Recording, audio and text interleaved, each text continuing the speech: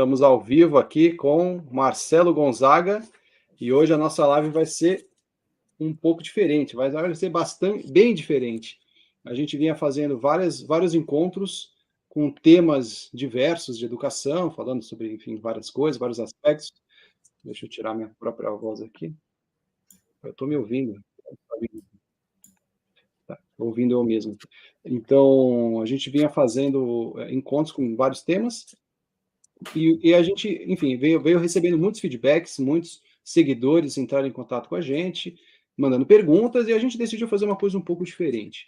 Eu mandei um formulário nos grupos de WhatsApp, fazendo várias perguntas. Eu estou aqui com um relatório de uma das nossas seguidoras, preencheu várias perguntas sobre o dia a dia, as dificuldades, as dúvidas que tem sobre educação, o que a pessoa já tentou fazer e não deu certo, o que a pessoa tentou fazer e deu certo. Então, questão sobre hábitos, sobre se a pessoa considera que tem algum vício, alguma compulsão, algum comportamento ali repetitivo que prejudica o ambiente familiar. A gente perguntou sobre profissão, como é que aquilo lida, como é que aquilo se relaciona com a rotina familiar.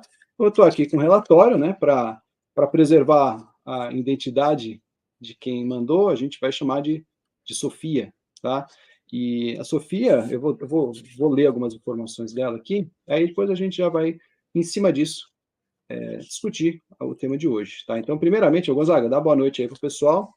Boa noite aí, pessoal. Está vindo um áudio repetido enquanto você sabe. Tudo certo? Mais ou menos. Está dando uns pau aqui, mas eu vou dar um jeito. Pode se apresentar aí. Não, dependendo do que for, talvez tenha alguma configuração minha aqui que esteja te atrapalhando, mas... Não é não. Eu estou com muita coisa aberta aqui. Então, me apresentando pela 70ª vez, né? Meu nome é Marcelo Gonzaga, sou professor e tutor, né? Sou um colaborador da tutora. O Maurício toda vez inventa uma forma nova de me explorar.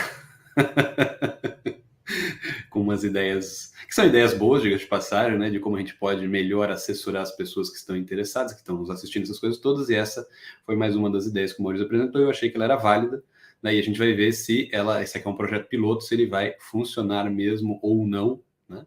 Então, é importante que vocês deem o feedback de vocês, mesmo se vocês não forem a pessoa, né, específica que nós estamos falando, é importante para a gente entender se foi um projeto bem sucedido ou não, né, para a gente continuar ou inventar outra coisa para fazer nas próximas lives. O grande desafio aqui é fazer um estudo de caso que seja, ao mesmo tempo, útil para quem mandou.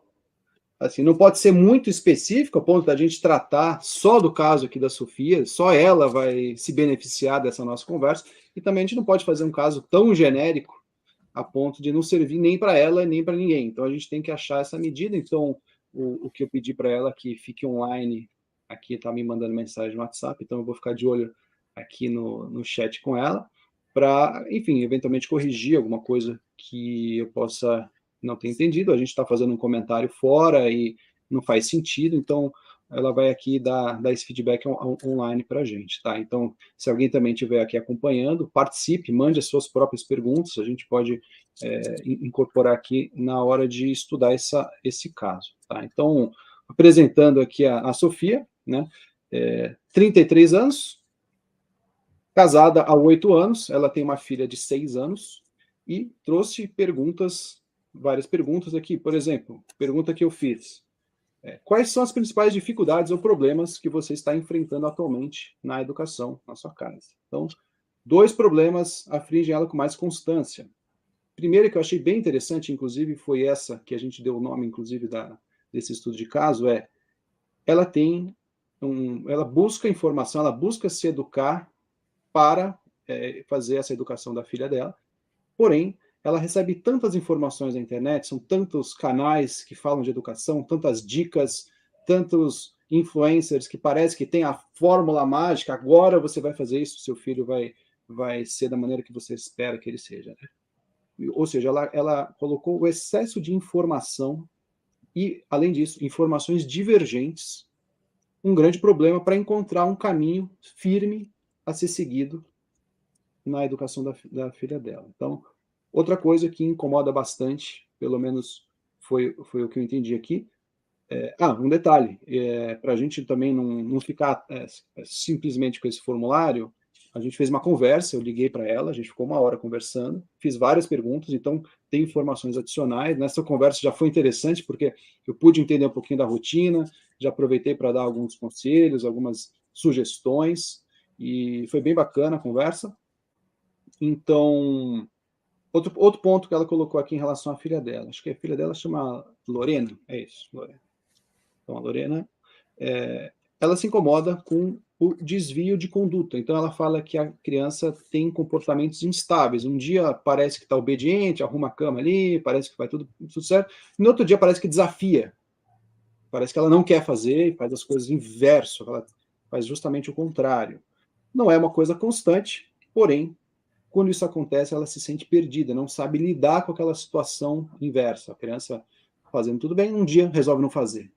Como conduzir? Ela se sente perdida. Né? E se sente perdido, para mim, é uma coisa tão normal na educação que eu não sei nem se isso chega a ser um problema. Então, a pergunta dela, quando eu devo me preocupar em relação a essas mudanças de comportamento? Tá. Outro ponto, socialização. Né? Queria entender exatamente como que funciona a socialização de uma criança. Se basta deixar ali com outras crianças, se tem que levar em ambientes onde os adultos participam, se simplesmente ficar observando os pais lidarem com outras... Enfim, como é que garantir que a criança está sendo bem, recebendo uma socialização e está, de fato, sendo preparada para viver em grupo, em sociedade depois, né? Então, ela diz que considera que a criança não tem contato com outras crianças o suficiente e está com dúvida se isso poderia gerar um impacto. Então, a gente já tem aqui 3 pontos. Tá? Bom, é uma criança pequena, então não tem como lidar com esse problema há muito tempo.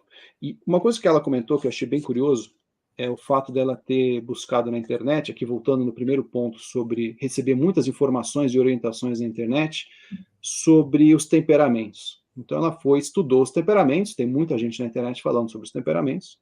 Rapidamente, né, a gente fez uma live sobre isso, rapidamente fala, meu filho é isso, meu filho é aquilo, e começa a usar aquilo como um mapa da educação. Bom, meu filho é melancólico, então, portanto, né, Marcelo, isso eu posso fazer, isso vai funcionar, isso não vai funcionar. E na prática, o que acontecia? O que acontece? Tem dia que funciona e tem dia que parece que dá o efeito contrário. Então, não parece, na perspectiva dela, que isso é uma solução, é um método de educação confiável, pelo menos não da maneira como ela conseguiu entender. Então, a gente tem aí mais esse aspecto para tratar. Eu tenho várias coisas aqui anotadas, mas eu acho que a gente já tem algum material para começar a conversar. Última coisa que eu vou colocar, aí a gente entra na conversa, é o seguinte, sobre os hábitos de leitura. Então, a criança faz leitura em voz alta, uma criança de 5, 6 anos, então já consegue fazer leitura, participa da leitura com os pais diariamente. Sobre as telas, né, que é uma preocupação constante, eu diria, uma das coisas que eu mais recebo, perguntam, meu filho fica muito na televisão, o que eu faço? Meu filho está o dia inteiro no celular, não sei o que fazer. Nossa filha assiste apenas a televisão, não vê nada que a gente não tenha assistido antes. Então tem essa preocupação com o conteúdo, levando em conta, né, Marcelo, que nem sempre é fácil identificar se o conteúdo é adequado, porque a gente é adulto e a gente vê isso com a perspectiva de um adulto. A gente não é tão simples entender aquilo sob a perspectiva da criança. Inclusive, o curso Como Educar as Crianças, que o Marcelo gravou com a gente na tutora, trata disso. Tentar entender do ponto de vista da criança, como que aquilo pode impactar o imaginário dela. Então, para isso a gente, enfim, tentou entregar essa solução que está respondido nesse curso, tá? E vícios e comportamentos na família. Os pais usam muito o celular na frente da criança, isso é uma coisa que incomoda bastante ela, no sentido de, será que eu estou dando um mau exemplo? Eu falo para não assistir, estou eu usando, né? Então, esse também é um tema que a gente já conversou algumas vezes aqui, que, assim, no texto não dá para saber, né? Até parece, tem algum vício? Sim. Qual? Né? Qual a intensidade, qual a gravidade do vício? E, nesse caso, foi o uso excessivo de celular. Dos pais, pelos pais, né? Então, essa é a situação. Marcelo, acho que a gente pode começar, talvez, pelo tema do excesso de informação. Como eu prefiro começar por esse mesmo. Como encontrar informações confiáveis na internet hoje em dia. Todo mundo parece que tem alguma coisa para falar, grava um Reels lá de 1 minuto e, de repente, parece que você descobriu a fórmula mágica. Esses Reels, eles, inclusive, principalmente os que viralizam, eles parecem que tem alguma coisa especial nele. Pô, tem 500 mil curtidas, então deve funcionar. Vou fazer isso daqui com meu filho. E eu recebo direto isso daí. Um monte de dica legal e um monte de dica que eu diria que é perigoso, né? Então vamos lá, Marcelo. O que você tem a dizer sobre isso? Não, começando por esse problema, né? A sua preocupação que você colocou logo no início da live já é interessante, né? A respeito deste projeto que a gente está começando hoje, que é não ser nem genérico o suficiente para não ajudar ninguém, nem específico o suficiente para não servir para quase ninguém, né? Porque o que acontece? O conteúdo da internet, ele necessariamente é de um desses tipos, né? Ou melhor, não é nenhuma alternativa. Ele quase sempre vai ser do tipo do genérico. Porque a gente está trabalhando tendências, né? São estereotipações. Não há nenhum caso específico sendo tratado. Então, é muito difícil que quaisquer coisas que sejam ditas nesses termos genéricos sejam imediatamente e facilmente aplicáveis ao caso concreto. Isso é uma coisa importante que todo mundo tem que ter em mente, né? Não importa qual é o conteúdo. Isso, se você for fazer uma faculdade, por exemplo, de pedagogia, onde você vai ver um monte de teorias que são teorias ligadas à educação, etc., elas também são teorias genéricas. Se você pega, por exemplo, o desenvolvimentismo do Piaget, fala lá das idades, as crianças têm idades certas para determinadas coisas. Aí você fala, mas o meu filho, né, está tentando fazer uma coisa fora da tabela de idades. O que você vai fazer? Você vai impedi-lo, vai bater nele, vai constrangê-lo, amarrá-lo para ele não fazer isso? Isso são teorias, né? A gente está com um mau hábito que está sendo, obviamente, muito mais reforçado agora, por conta da facilidade da informação e da forma como a internet faz isso, de que a teoria é mais importante do que o fato, né? Isso não é verdade. A teoria, ela tem que sempre estar submetida ao fato. O que é o fato? É a criança que você tem à sua frente. Esse é o fato. A teoria, ela só é útil na medida em que ela se conforma ao fato. Então, não é porque o fato não está adequado e que o problema é do fato. Não, o problema é da teoria. Ou da forma como a teoria está sendo levada em consideração, está sendo aplicada. Isso é uma coisa que todo mundo tem que ficar com bastante clareza, né? Porque o que a gente está preocupado é com a educação da criança que está à nossa disposição. Eu vou repetir essa mesma frase, essa mesma expressão várias vezes porque ela é importante. Ninguém tem um filho genérico, você tem um filho específico. O que te importa é a educação deste filho, né? Ah, mas isso aqui não funciona para o filho dos outros. Isso não é problema seu, né? Nem deve ser, a não ser que você seja um pedagogo que vá trabalhar com isso. É outro problema, que são outras dificuldades e outras preocupações. Então, não é o caso que a gente está tratando aqui. Nós estamos procurando resolver problemas de crianças específicas. Falei filho, mas pode ser filho, sobrinho, né? Qualquer coisa que vocês queiram ir, aluno, não importa. Então, primeiro adendo feito. Então, uma dessas várias teorias, né, que está mais ou menos na moda, em voga, que o Maurício já colocou, e a moça Sofia, né, também apresentou aqui como uma questão, é justamente a questão dos temperamentos, que agora virou, né, uma certa febre dentro de determinados círculos. Vou fazer só alguns adiantamentos a respeito desse assunto. Essa teoria não é unívoca, viu, gente? Há mais de uma teoria que usa o mesmo nome para se referir a coisas diferentes, né? Você tem, por exemplo, a matriz grega que veio do Hipócrates, é uma. Você tem as caracterologias do Berger, que usam os mesmos nomes para vários tipos de características. Então, é colérico, é melancólico, também tem. Depois você tem um outro tipo que também vai usar mais ou menos isso para falar de características psicológicas. Eles não são a mesma coisa, eles usam os mesmos nomes, eles se aplicam a coisas diferentes. Eles têm graus diferentes de confiabilidade. Então, cuidado com essas coisas, né? Elas não são tão fáceis nem tão simples, primeiro, de entender nem de aplicar, tá? Eu, particularmente, já fiz testes com essa questão do comportamento enquanto uma medida psicológica de você observar e relacionar com os temperamentos antigos. Eu não vi funcionar muito bem. Já testei algumas vezes, eu tenho várias objeções a isso, coisas de difícil resolução. E eu não vejo muito como resolver nesse sentido. Agora, de novo, vou repetir. você saber, né, se o seu filho vou usar agora os temperamentos mesmo, colérico, melancólico, sanguíneo, fleumático, não significa rigorosamente nada, a não ser que aquilo sirva para alguma coisa efetiva na educação. Né? E serve para quê? Esta é uma questão importante. Eu uso, né, na minha prática específica, eu uso a teoria dos temperamentos para descobrir algumas coisas, mas são algumas coisas. Então, é uma coisa muito ligada, no caso que eu estudo, muito ligada ao corpo, ao sistema físico-fisiológico. Então, isso não vai dar demonstrações de como a criança responde, de como ela pensa, da forma como ela se comporta. Não chega nesse extrato. É uma coisa muito anterior que influencia. Então, você pode pegar crianças de cada uma de um temperamento que vão ter um comportamento muito parecido. Isso não é impossível, muito pelo contrário, é relativamente comum. Isso dificulta muito identificar o temperamento, né? Sim, Que é especialmente se a corrente que você está tentando fazer a aplicação do conceito de temperamento for baseada na observação de comportamento. Tá? Então, por exemplo, essa questão, vou misturar um pouco, mas eu já volto nisso, né? De comportamento que oscila muito. A criança num dia está de boa vontade, no outro dia está de má vontade.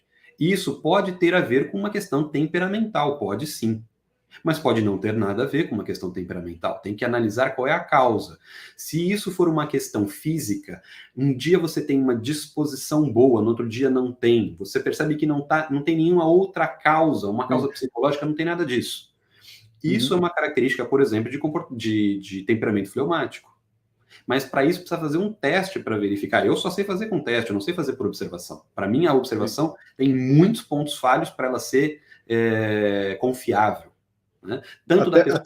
até porque quando a mãe está observando a criança e fala, acho que ela é assim assado, porque ela responde assim assado, também tem o viés da própria mãe.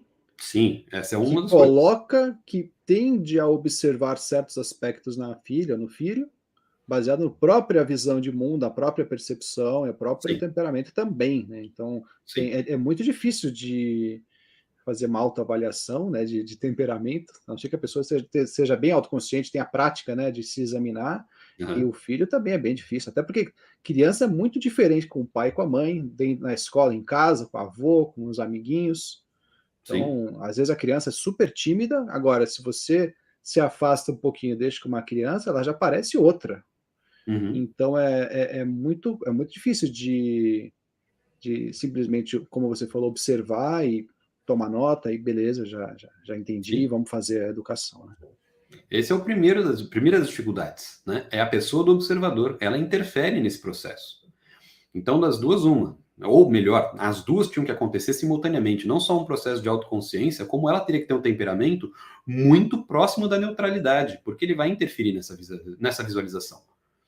Né? Para alguém que é, por exemplo, muito colérico, todo mundo parece muito mais frio e muito mais úmido do que ele. Então, isso vai interferir na observação da pessoa. Né? E o outro fator é justamente o comportamento é muito mutável, como você mesmo apresentou.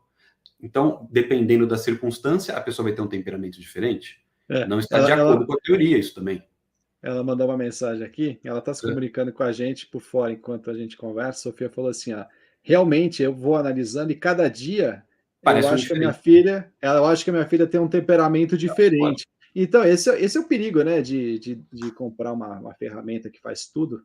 Sim. Não sabe exatamente quando usar e para quê. E Sendo até que ponto dá para usar, né? Na própria teoria, diz que é um elemento mineral que não muda. Né? Ele está com você desde que você nasceu até o dia que você morre. Ou seja, essa oscilação temperamental, ela é muito estranha. Né? Então, ou a observação tem algum inconveniente, ou tem algum inconveniente na teoria. Por isso que eu falei. Né? Então, cuidado com essas aplicações. Né? Porque uma coisa se ela for feita por mera curiosidade, outra coisa se ela for considerada um elemento fundamental e basilar para o que você pretende fazer. Né? Isso que fica perigoso. Então, essas coisas que são, de novo, genéricas, elas são apresentadas de forma genérica, porque o campo da internet funciona mais ou menos assim, né? Sim. Ele funciona para pegar cada vez mais alcance, essas coisas todas, então você tem que deixar a coisa o mínimo, menos específica possível para que todo mundo consiga se enxergar naquilo. E esse pessoal que viraliza na internet, eles tentam fazer de tal maneira, né, seguir as regrinhas aí do algoritmo para viralizar. Então, assim, se parecer complicado, tem alguma coisa que os nossos vídeos também não viralizam aquela coisa, porque, cara, a gente tá dando informação real. Não é tão simples assim, não é tão fácil assim. Inclusive, uma regra geral. Se você pegou uma dica de educação que parece muito fácil, muito provavelmente está errada. É o inverso aí daquela navalha de Ockham, né? Se o simples está certo. Na educação, o simples provavelmente está errado. Então, assim, faz isso que o teu filho vai fazer lição de casa. Nos Estados Unidos tem livros que ensinam técnicas para o seu filho fazer lição de casa sem reclamar. Então, assim, cara, você está assim, realmente, simplesmente um manual de treinamento de comportamento. Então, não importa, não está dizendo para o seu filho gostar de fazer, está falando para ele fazer. Sim. Então, você tem que tomar um certo falei isso cuidado, aí. que ele vai se ensinar técnicas, né, de manipulação de comportamento, de condicionamento. Agora, o ponto que eu ia ela está perguntando como é que faz esses testes de temperamento. Aí o melhor jeito é ligar para o Gonzaga e fazer o teste. E pegar a orientação. É o jeito mais confiável. Aqui em casa, inclusive, a gente tinha a leitura de temperamento dos filhos, ficamos ali 2 anos achando que tinha um temperamento.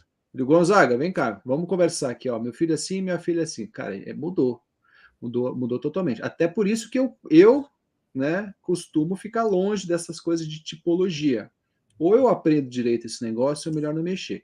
Mas aí a pergunta que eu ia te fazer, Marcelo, é a seguinte, porque, pelo que eu entendi, ela pode confirmar aqui para a gente, a busca desse assunto de temperamento veio por uma desorientação anterior. A pessoa se sentiu desorientada no processo de educação, conectou na internet, apareceu um monte de gente dando dicas, falando a solução, eu vou ajudar você a ensinar o seu filho, e aí o que aparece mais rotineiramente hoje em dia, como eu falei, uma febre, uma moda, é o temperamento. Então, parece que a primeira coisa que ela se deparou foi justamente esse tema. Mas aí a pergunta é, como que deveria começar? Digamos, ela está aqui, ó, ouvindo a gente e está mandando um monte de mensagem aqui que eu vou transferindo para lá. Ó, exatamente, me sinto desorientado e buscando o norte na educação. Então, por onde começar? Bom, dá para começar assistindo o curso Levando Faustino na Tutora. A gente tem a empresa justamente para isso. Tem, ó lá, vai lá, Sofia. Tem lá Como Educar as Crianças do Gonzaga, tem a Educação Personalizada do Faustino, que a gente criou para isso. Merchandising. Mas não é merchandising, é para isso que serve. Eu tô brincando. É merchandising, mas é para isso que serve. Foi para responder isso. Então tá aí, né? Porque é muito mais complexo do que assistir um reel, sem citar nomes, ali um reel de alguém influencer famoso. Ah, vou fazer com meu filho. Pode ser que funcione um dia, no outro dia pode ser que a criança se revolte contra aquela tentativa de controle, porque a criança percebe quando você está tentando controlar o comportamento, né? A partir de certa idade, ela sabe, ela fala assim, minha mãe está fazendo isso porque ela quer que eu faça tal coisa e eu vou ver o que acontece se eu não fizer, né? Então, fala aí, Marcelo. E até tem temperamentos mais dóceis e menos dóceis para serem, vamos dizer assim, domados, né? Mas, de qualquer maneira, o ponto de partida, ele pode ser de muitos pontos diferentes, né? O problema é que, quando as pessoas estão procurando alguma coisa nesse sentido, elas não estão só desorientadas, elas também estão numa posição muito frágil, né? Então, qualquer um que apareça com alguma convicção a respeito daquilo que ele está falando, ele já, obviamente, atrai a atenção. Não quer dizer que a técnica que esteja sendo apresentada, vendida, tanto faz, ela não seja eficaz. Né? O problema é que tem que tomar cuidado com isso. A forma como a gente aplica aquilo, às vezes, não é a mais adequada. Né? É a mesma história lá do que todo mundo... Essa imagem comum a respeito das ferramentas, né? O sujeito compra um martelo e quer parafusar o parafuso. Não é a ferramenta adequada. Não é que o martelo não tem utilidade. É que ele não pode ser usado naquele momento, nem daquela forma. Né? Então, isso que tem que ser bem compreendido. Por exemplo, a teoria dos temperamentos, seja qual for a corrente que você vai usar, ela tem alguma utilidade, mas ela está longe de ser suficiente. Porque ela não dá uma direção para a educação. Ela só mostra determinadas características e tendências que você tem que aproveitar ou evitar. É só isso. Agora, a partir disso não tem nada mais. É só esse o ponto. Então, por exemplo, o sujeito é melancólico, então ele tem uma tendência mais natural, vamos dizer assim, a se comportar melhor com ordem e rotina. Não quer dizer que ele não vai resistir, porque o temperamento, ele trabalha uma questão anterior a comportamento ainda. O sujeito, ele pode ser resistente, mas o corpo dele funciona melhor assim. Né? Um outro, que é, sei lá, um colérico, ele tem um comportamento mais energético, mais espasmódico, né? Um pouco mais oscilante, mas ainda assim dentro de determinado controle. O fleumático não tem ordem nenhuma. Né? Isso ainda nem chegou na parte do comportamento. Isso é só um pressuposto que a gente vai falar, eu vou ter mais dificuldade aqui do que ali. Aqui eu vou ter um pouco mais de facilidade. Mas ainda não foi dado nenhum passo para a educação efetiva. Né? Isso são técnicas para controle de comportamento ainda, que nem você falou. Uhum. Então, a primeira coisa que eu sempre sugiro que todo mundo faça, quando está se preocupando com educação, é tentar mais ou menos estabelecer uma meta. Essa meta não é necessariamente a meta final, que está respondendo todos os assuntos, mas é mais ou menos onde você procura chegar, porque isso já te ajuda a filtrar algumas coisas. É importante que isso esteja sempre claro na mente, porque senão é muito fácil da gente se perder e a gente ser só um reprodutor de técnicas e esqueça que o objetivo primeiro era educar uma criança. Uhum. Então a gente acaba sendo presa do pensamento que está sendo colocado. Né? Não que ele é feito de má vontade, de malícia, mas é porque é uma falta de atenção justamente porque este objetivo, esse critério, essa prioridade não foi bem estabelecido. Então, por exemplo, a pessoa, não estou falando que esse é o caso, porque não parece, mas eu já vi casos assim, porque eu trabalho com a questão do temperamento também, de que a pessoa fica indignada da criança não responder ao estereótipo do comportamento. Aí você fala, mas, gente, o importante não era a criança ser educada, por que ela tem que ser um colérico? Né? Ou tem que ser um sanguíneo? Ou, tem pior ainda, ser um sanguíneo estereotipado? Tem essa teoria, ela vai extrapolando até um ponto do que chega ao ridículo, né? Tipo, se ele é colérico, ele prefere tomar sorvete, se ele, né, já começa a aparecer uns negócios que parece, de onde veio isso? Por exemplo, um estereótipo comum é o colérico é líder. Meu filho não é colérico, então ele não vai ser líder. Eu não sei de onde vem esse corolário, né? O colérico tem uma série de características que podem ter a ver com o aspecto de liderança? Podem, mas os outros também têm. A questão é que eles ocupariam essa posição de formas diferentes. Né? Claro. Eles têm respostas imediatas diferentes aos estímulos externos. Só isso. Todos eles podem ser todos líderes, todos maltrapilhos, todos astronautas, né? Todos filósofos, não importa. É que eles vão lidar com os dados da realidade de uma forma diferente e ainda assim num nível muito básico. Isso, e tem que também tomar um cuidado, porque quando a gente está tentando colocar o nosso filho dentro de um molde, digamos, meu filho me parece colérico, então ele tem que se encaixar nessas características que está no livro aqui dizendo que é o colérico. A gente, de certa forma, está fazendo uma comparação de uma criança real com uma criança ali, com um sujeito fictício, ou com uma média, ou com uma possibilidade de pessoa. Né? E tem que tomar esse cuidado, porque essa comparação ela não é saudável. Primeiro, porque você está criando um ideal ali que não é a sua criança, né? E essa comparação também pode acontecer, né? E juntando aqui um pouquinho da conduta, um pouquinho da questão da socialização. Socialização também é uma questão que leva a gente a comparar. Então, meu filho tem 5 anos, está ali brincando com outras crianças, e tem outras crianças que estão lendo, e a minha não está lendo. Tem crianças que falam melhor, falam pior. Então a gente está tentando ali, de certa forma, vendo um monte de criança, tendo contato com um monte de criança, perceber que a maioria das crianças estão mais bem desenvolvidas que o meu filho, né? Isso é um assunto, inclusive, bem complexo. É um assunto bem complexo, e a gente vai tratar isso em diversas ocasiões aqui na tutora, porque às vezes a criança simplesmente tem um ritmo diferente. E às vezes ela tem de fato a necessidade de uma intervenção médica, uma intervenção de um fonoaudiólogo. Às vezes a criança recentemente eu descobri que o autista ele pode ter um atraso na sensibilidade do nervo do ouvido, o que leva ele a ter uma certa dificuldade de entender o que as pessoas estão falando quando fala rápido. Então, peraí, ele tem um atraso na fala porque ele tem uma necessidade de ouvir as coisas com um pouco mais Aí precisa de uma intervenção. E às vezes é simplesmente um atraso porque ele se desenvolve num ritmo diferente.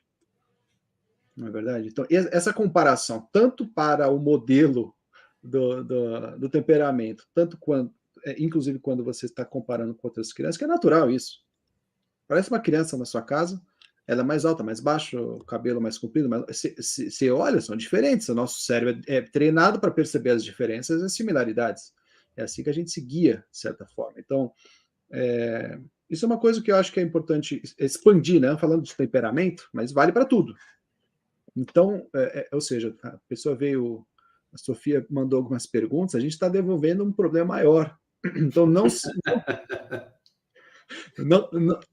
você não vai resolver o seu problema entendendo melhor os temperamentos, você vai ter que expandir isso daí, é muito mais difícil. Não, sim, os temperamentos eles têm que ser uma ferramenta para ajudar. Se ele está atrapalhando, ele é inútil. Né? Então sim. É melhor você abandonar e focar naquilo que é importante. Então, por exemplo, nesse caso da comparação que o Maurício colocou, a comparação ela é importante, é sadia, mas não significa que o objeto comparado ele tem que ser modelo de conduta. Ele é só um ponto de chamado de atenção.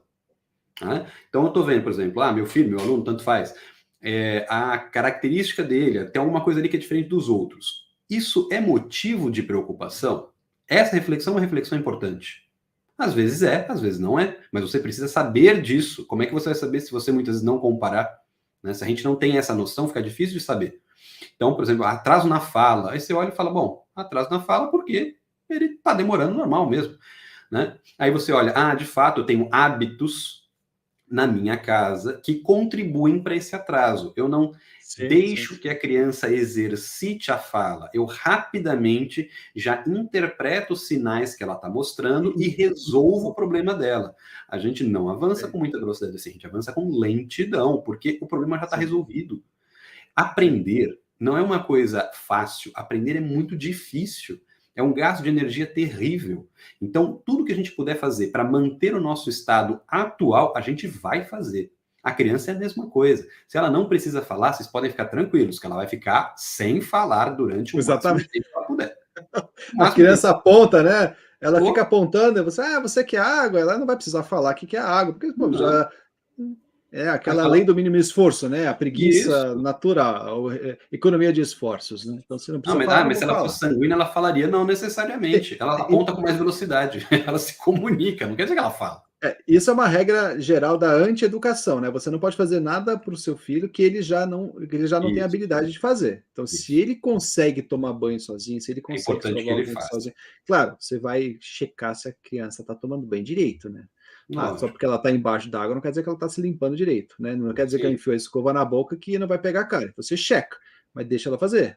Se você impede esse processo, você está impedindo um desenvolvimento da autonomia. É muito mais fácil você pegar a criança, dar um banho ali, 5 minutos. E quando ela toma banho sozinha, 30 minutos. Pô, talvez, mas economia de água ali, tudo bem, mas tem deixar que ela sinta as dificuldades e supere isso, tem que ter paciência. É um saco, vai se molhar, vai sujar pasta para todo lado, mas faz parte, né? Mas é importante, então, isso está dentro da prioridade que a gente colocou, que é parte da resposta do como se orientar na educação. O que você espera disso? Eu quero ter um filho autônomo, um filho que consiga se interagir com os outros de forma saudável, que consiga proteger os próprios valores, um filho que consiga se afirmar quando necessário, que tenha prudência, ou seja, você vai colocando um monte de etapas que você quer atingir. Uma vez que isso fica mais ou menos claro, fica muito mais fácil de você lidar com as coisas que surgem, porque você olha e fala, no que esta informação me ajuda dentro do projeto que eu criei? O projeto não precisa ter fechado, né? A pessoa fala, não, eu vou rever o projeto, alguém me trouxe uma informação que eu não tinha, vou ver se isso aqui que eu queria é válido. Né? Por exemplo, eu queria que meu filho fosse santo. Tudo bem, é lindo. Agora, você está disposto a participar desse processo? Né? Quando seu filho começar a sofrer, por exemplo, você fala, não, tá lindo, tá? Você agradece de coração, né? Que bom que ele está sofrendo, porque isso faz parte da santificação dele. É muito difícil a pessoa ter essa, né, frieza para analisar isso e achar que está tudo tranquilo. A gente atrapalha muito esse processo. Porque a gente quer proteger, a gente quer ajudar. Isso são tendências normais. O sofrimento no filho é uma coisa quase insuportável. Terrível de suportar. É terrível. Então, agora, se você colocou uma coisa super alta, não, o meu filho aqui tem que ser o novo Cristo, né? Então, você vai cobrar dele uma coisa altíssima e você provavelmente não vai suportar a própria cobrança. E você pior, vai estragar, né? E vai malograr o processo todo. Por isso que é vai criar uma frustração na criança. Você vai criar uma frustração na criança porque ela vai perceber que ela não está atendendo o desejo que o pai... E você também. A mãe não espera. A gente fez uma live sobre isso, né? Que lá ensinar seu filho, ensine seu filho a fracassar, acho que era isso.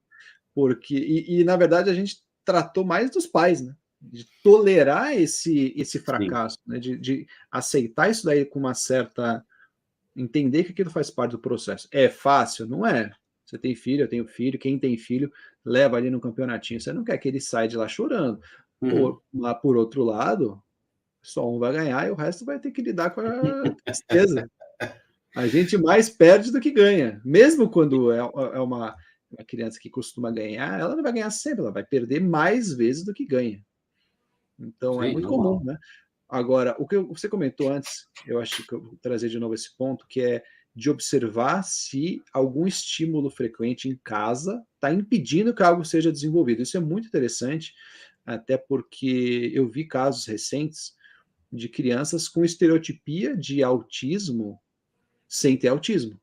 E isso acontece também na saúde como um todo, que são, eu não lembro o termo, eu não sou médico, mas é tipo uma doença fantasma, uma doença simulada. O corpo ele está estressado e surgem sintomas de uma doença que não existe. Por quê? Porque o corpo simplesmente somatiza e vai qualquer coisa. Aparece problema de pele, aparece problema de tudo quanto é coisa que você imagina. E, na verdade, é uma causa ali, não é uma doença, é simplesmente um sintoma ali de alguma outra coisa. No caso do que você está falando, de ter alguma coisa em casa, algum hábito, o ambiente, impedir alguma coisa de acontecer, acontece com a televisão. Criança que assiste não sei quantas horas de televisão, inclusive puxei umas pesquisas aqui, depois eu vou mandar para o pessoal publicar, o percentual de chance a mais, né, aumentado da criança ter problemas de concentração quando o tempo de tela é muito, muito grande na primeira infância. Então, assim, você está dificultando o desenvolvimento da fala, o desenvolvimento do foco. E o desenvolvimento do foco, ele vai prejudicar o desenvolvimento de praticamente tudo. Porque o nosso cérebro só consegue se desenvolver naquilo que está concentrado. Não tem jeito. Porque não está concentrado, bom, se você não deu valor àquilo, se você não deu atenção a alguma coisa, por que o cérebro vai... De novo, a preguiça. Mesma coisa, a gente está apontando ali, né? Essa analogia funciona quando a gente está estudando sozinho. Você está ouvindo, lendo, ouvindo música, falando com alguém, a chance de você lembrar daquilo no dia seguinte vai reduzindo. Então, os estímulos, né, na casa também podem influenciar nesse desenvolvimento. Então, muitas vezes as crianças têm diferentes capacidades de foco e de atenção, inclusive. Né? Exatamente. Então, tem crianças que são um pouco mais dispersas, crianças que são um pouco mais concentradas. Se a criança é um pouco mais dispersa, você não precisa correr para procurar diagnóstico de TDAH, que isso é uma violência que você está fazendo. Você está condenando a criança a um diagnóstico médico de que ela é incapaz. Né? Isso é importante quando de fato é um problema, que nem o Maurício tinha falado no começo. Tem coisas que são realmente problemas físicos. Sabe? Por exemplo, a criança não lê, aí você descobre que ela tem miopia. Bom, é natural ela não ler, né? Ela não consegue identificar as letras. Aí você põe o óculos, ela começa a ler normal. Outra coisa é a criança não ler porque ela está fazendo birra, ela tá com... São problemas diferentes, com soluções diferentes. Né? Então, tem crianças que são um pouco mais dispersas, crianças que são um pouco mais concentradas. Não é por isso que ela é melhor nem pior, mas é por isso que ela precisa de técnicas diferentes. E também tem que tomar um cuidado nessa de procurar os problemas para também não parecer que a gente não tem responsabilidade. Isso acontece bastante. Meu filho não está lendo, vou levar em todos os médicos que tem alguma coisa errada. E eu não vou fazer nada errado. Com certeza a criança tem um problema que não é causado pelo pai ou pela mãe. Então, isso também acontece. Já tem os dois lados. O pai e mãe que fala, não, é normal, ele vai se desenvolver, não precisa de apoio médico nenhum. E a criança fica ali, né, com essa incógnita. Será que realmente é um problema? Não é? A gente vai descobrir quando for grande, quando for tarde demais. E tem o contrário. Qualquer desvio tem um problema médico, tem que tomar algum remédio, tem algum transtorno que exige intervenção médica. Então, nos dois casos, né, de um lado ou de outro, nos dois extremos, os pais estão se abdicando da interferência, de interferir como educador. Os dois lados estão sendo negligentes dos dois jeitos, né? Então, isso vale aí, não sei se eu estou dando bronca em alguém sem querer, mas... O caso da Sofia eu achei um caso interessante nesse sentido. Por quê? Prudência. Prudência. É uma virtude importantíssima quando a gente lida com a educação. E o que é interessante? Ela viu lá uma técnica que estava sendo propagada, né? Ela achou que aquilo era interessante, achou que podia dar algum auxílio dentro da prática dela, na tentativa de educar a filha. Ela testou. Ela viu que a coisa não funcionava. Ela não falou, não, eu vou forçar isso daqui de qualquer maneira. Não, ela parou e falou, alguma coisa não funcionou. Isso é importante, importante. Né? Tem técnicas de tudo quanto é tipo para tudo quanto é coisa. Isso aí proliferam mais técnicas do que pessoas, entendeu? Então, é importante você ter essa capacidade de dar um passo para trás e falar, deixa eu analisar a experiência. Isso aqui não está dando exatamente certo. Deixa eu procurar alguma outra coisa, reavaliar isso que está acontecendo, porque, pelo que eu entendi, o processo foi perfeito. Pelo que eu entendi, um resultado que devia aparecer não está aparecendo. Isso tem que acontecer diariamente, não importa com o que seja. Né? O processo mais fácil, mais prático, né, é você, inclusive, fazer essa autoavaliação. Porque você já poupa um grande processo, muitas vezes. Né? Caso de leitura. Ah, meu filho não lê. Tá. É uma casa cuja leitura é estimulada? Aí a primeira resposta, não. Então vamos começar por aí. A chance disso resolver o problema é alta. Não é baixa, é alta. Resolve muitas vezes. Né? E hábito de leitura é uma coisa assim. Às vezes é mais facilmente construído, às vezes é construído de forma mais difícil. E, por incrível que pareça, eu sei que isso vai parecer chocante para um monte de gente, não resolve muita coisa. Tá cheio de cretino que lê um monte de coisas. Né? Então, tudo depende do que a gente está fazendo. Tá cheio de gente que faz as coisas muito bem que não tem tanto hábito de leitura. O hábito de leitura é importante? É importante, não estou menosprezando. Mas não quer dizer que ele vai resolver tudo na vida de ninguém. Né? Ele resolve uma parte, ele ajuda um pedaço, mas ele não resolve grande coisa. Tudo tem que estar mais ou menos junto para ter um resultado muito bom.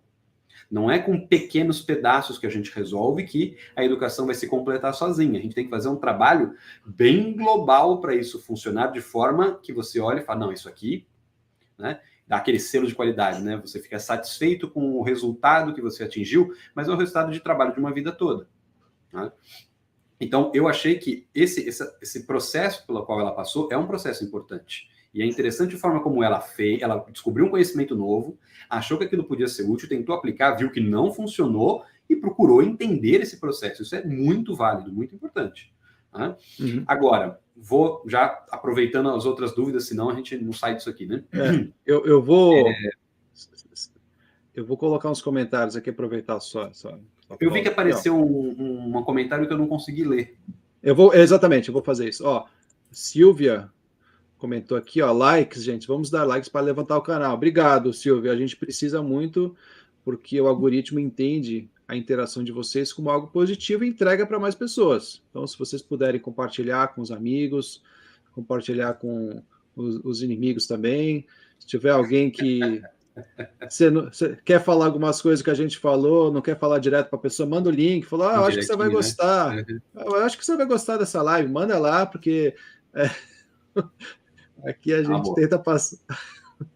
Eu falo, né? Se você gosta, compartilha com quem você gosta. Se você não gostou da live, manda para aquela pessoa que você não gosta.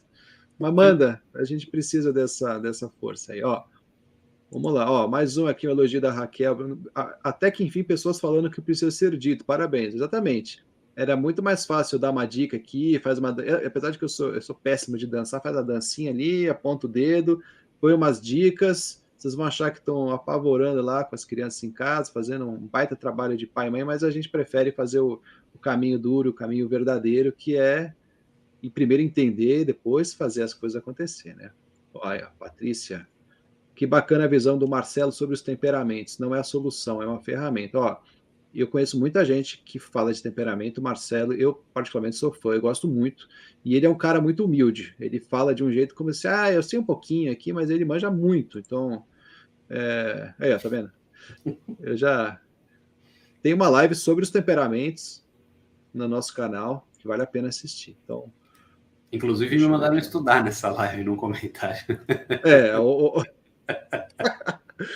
Alguém entrou na live e falou assim, se você quer aprender temperamento de verdade, siga não sei quem.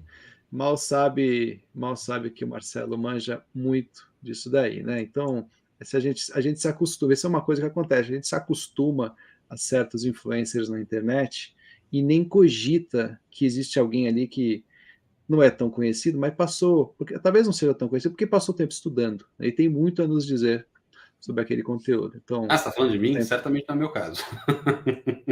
Eu sou desconhecido você, porque eu sou ruim mesmo, eu sou mais ou você, menos. você é o cara que estava estudando o livro, os livros, ao invés de estudar como ser influencer na internet. Eu vou colocar a mensagem que eu recebi aqui no celular, da pessoa que está sendo analisada, aqui da Sofia. Pode ser que muitas coisas sejam afobação dos pais, esperam prudência dos filhos, mas os pais não têm. Esse é um tema muito interessante. Inclusive, semana passada, tutor aqui no nosso estúdio, a gente gravou um curso sobre história do pensamento ético, que é muito interessante mesmo. E uma das perguntas que a gente pediu para a professora responder foi justamente isso: como ensinar virtudes para as crianças? E é muito interessante. Então, olha, sua filha tem 5, 6 anos, esperar prudência dos filhos me parece precipitado. Inclusive, semana que vem, vamos gravar um curso que tem a ver com isso. E uma das coisas que é respondida é: quais virtudes é possível ensinar para as crianças em cada estágio do desenvolvimento da criança? Então, a prudência, o Marcelo vai poder comentar aqui, não me parece uma coisa razoável de se esperar de uma criança de 5 anos. Então, a prudência, ela é a coroação da vida, né? É impossível você ter experiência só em termos teóricos, porque prudência é um resultado da experiência de vida. Então, a criança nunca vai ter essa experiência para poder construir a virtude da prudência. Né? A prudência quem tem são pessoas mais velhas que já experimentaram muitas coisas e conseguem, a partir disso, então, ter a prudência. Agora, se você quiser tratar da prudência em uma medida infantil, você pode, obviamente, ensinar, né, vamos dizer assim, uma pré-prudência. A criança, ela sabe, por exemplo, coisas perigosas, ela faz a relação de uma coisa com outra, mas é tudo muito pequeno. Você pode treinar os hábitos preparatórios para a prudência, certo? Sim. Agora, a prudência mesmo, na sua forma, né, que ela deve funcionar, óbvio que você pode colocar ela em graus, né? A pessoa não é, ou ela é totalmente imprudente, ou ela é totalmente prudente. Você vai crescendo em prudência. Agora, a criança é justamente o oposto, né, do que a gente pensa do desenvolvimento da prudência, justamente porque ela não tem experiência de vida para consolidar isso. Né? A gente sempre fala que pessoas mais velhas, naturalmente, são mais prudentes, porque ela tem uma vida a se reportar. Né? Experiências, memórias, então ela sabe atravessar isso com um pouco mais de segurança. A criança é justamente o que ela não tem. Ela não tem essa experiência, não tem essa segurança, ela não tem esse cabedal que constrói a prudência. Né? Então, por isso que a criança precisa ser educada e direcionada. Isso faz parte do processo. Agora, é natural os pais ficarem um pouco afobados. Primeiro porque educação, apesar de ser um assunto de que ninguém consegue fugir de uma forma ou de outra, sempre pega as pessoas de surpresa. Né? E a gente não tem muito hábito de lidar com projetos que demoram 30 anos para ter resultado. Né? Então é muito difícil você saber mensurar o tempo num processo educacional. Nesse sentido, as escolas estão muito mais à frente, né, do que os pais mesmo, porque os pais perderam esse hábito, as escolas não puderam perder, pelo amor de Deus, né? Então elas têm uma noção muito mais tranquila de lidar com isso. Não quer dizer que elas lidam bem, mas esse processo temporal para a escola é mais tranquilo. Eles têm fórmulas já mais ou menos prontas para lidar com os vários avanços da criança. De novo, não quer dizer que sejam fórmulas boas, mas são fórmulas efetivas para chegar em determinados resultados. Tem um painel, é o que eu falei, tem um painel de comparação. Eu estou botando a mão, nem sei onde aparece. Tem um painel. Eu estou achatado aqui, estou numa lata de sardinha aqui no canto, mas eles têm uma tabela ali. Até 3 anos, Sim. Tem que saber isso, saber isso, saber isso. Agora, eu já vi histórias que acontece o contrário. A criança está lá com 4 anos, 5 anos, já está lendo. Por quê? Porque pegou o livro na estante do pai, me ensina a ler, mãe, me ensina a ler. Ou o irmão mais velho, me ensina a ler. Né? Inclusive, falei daquele estudo em que crianças de 10 anos são muito mais eficientes e eficazes para ensinar crianças de 5 a ler do que os professores. Os professores ficaram bravos, cortaram o estudo no meio. Né? Eu já contei essa história agora em 5 segundos. E o que a escola fez? Pediu para a família parar de ensinar a ler em casa para esperar as outras crianças, porque estava gerando um transtorno. Bom, você já sabe ler? Eu não sei. As crianças estavam incomodadas com isso. Então, isso também pode acontecer, que é a questão da inclusão. inclusão é tratar o aluno com mais dificuldade, com condições especiais ali, para participar da turma, e também tratar aquele que tem uma facilidade em alguma coisa, para também se sentir parte da turma, né? E lembrando, né, que toda criança tem facilidade em uma coisa e dificuldade em outra. Sim. É normal. Então, uma criança pode ter dificuldade em matemática, mas ela tem facilidade em esportes. E é normal. Você nunca vai ter, naquela questão da comparação, duas crianças iguais, e raríssimas vezes você vai ter duas crianças dentro daquela faixa de normalidade. Então, se você olhar com a lupa e usar essas regras, todas as crianças vão ter algum tipo de transtorno, e aí vai passar para o médico, toda criança vai ter que tomar remédio. Por isso que a gente tem lá 4, 5 milhões de crianças nos Estados Unidos tomando Adderall e Ritalina. É uma quantidade absurda de psicotrópicos que as crianças tomam nos Estados Unidos por conta disso, né? Então, um parênteses aí para... E outra, não quer dizer que a criança que tenha, por exemplo, resolvido uma coisa antes das outras, ou, por exemplo, a questão da leitura. A escola vai interferir mesmo se você ensinar o seu filho a ler muito cedo, porque ela vai ser tratada como uma criança de inclusão. Ela tem uma excepcionalidade. E não só, a criança também pode reagir a isso de formas diferentes. Dependendo da criança, ela pode entender isso como uma capacidade que ela desenvolveu e que a torna mais capaz do que as outras. E ela pode entender isso como uma esquisitice, né? Um problema que ela tem e que ela esconde dos outros o máximo que ela pode. Ela tem vergonha de ter aprendido a ler mais cedo. É tudo muito complexo. Tudo isso tem que ser observado para você lidar com a criança da melhor forma possível. Não adianta você dar cascudo na criança e falar, não, você é mais esperto que os outros, aí a criança não consegue interagir com os outros e não consegue interagir em casa. Ela não consegue usar essas capacidades para interagir com os outros, porque ela se sente estranha, e ela não pode nem contar para os pais, né, essa dificuldade que ela sente, porque ela toma um cascudo, né? Você tem que ser esperto sim, pá, fica esperto aí, moleque, resolve. Tudo isso tem que ser observado com calma. O objetivo, como eu falei, de novo, a meu ver, tem que ser o melhor desenvolvimento possível da criança. Ele não tem que ser a satisfação dos pais, né? Os pais muitas vezes querem coisas erradas na educação dos filhos. Então, quando você quer o melhor desenvolvimento da criança, não necessariamente é aquilo que você quer. Muitas vezes não é o que você quer, mas é o que você tem que se submeter para ter o melhor resultado, né? Então, quero que meu filho seja líder, ele tem que mandar em todo mundo, não sei o quê. Às vezes não é a tendência dele, não é o talento dele. Ele nem quer isso e nem gosta. Para que vai ficar forçando uma situação? Agora, é diferente você falar, eu acho que é importante meu filho aprender a obedecer determinados regramentos sociais. Isso é importante de fato, né? Ah, mas ele não gosta, então vou respeitar a vontade dele. Não, não vai. Isso não é uma vontade legítima da criança. A criança tem que saber que há limites para a vontade dela. Então é assim que a gente vai diferenciando. Ah, mas todas as regras sociais são importantes? Não, não em todas. Mas primeiro você precisa aprender a obedecê-las, para depois você questionar a regra. Ninguém que está abaixo da regra tem legitimidade para questionar a razoabilidade da regra. Você primeiro precisa estar no nível da regra. Idealmente, o questionamento ele vem quando você supera a regra. E aí você sabe qual é a exceção. Antes disso, você não pode desobedecer, né? Então a criança ela tem que aprender essa regra no cotidiano. Ela aprende isso onde? Em casa.